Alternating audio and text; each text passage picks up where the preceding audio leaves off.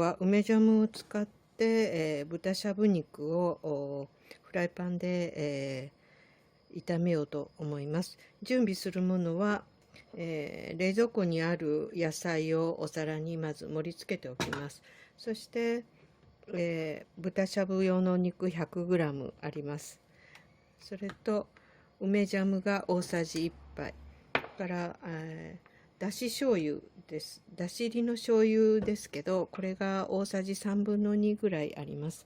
まずフライパンにオリーブオイルを敷いて、オリーブオイルを大さじ1杯程度引いて、この中に、入れていきます。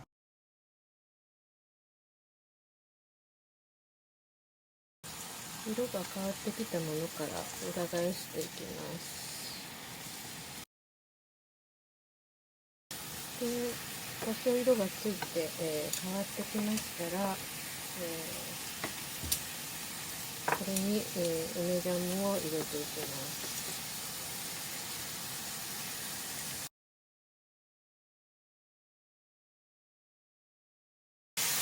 で、全体に、混ぜるように、梅ジャムを混ぜていきます。これ混ざりましたら、火を弱めて、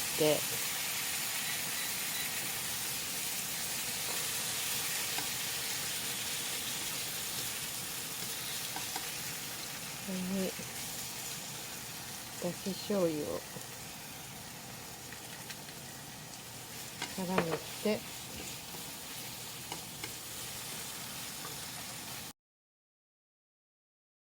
ちょっと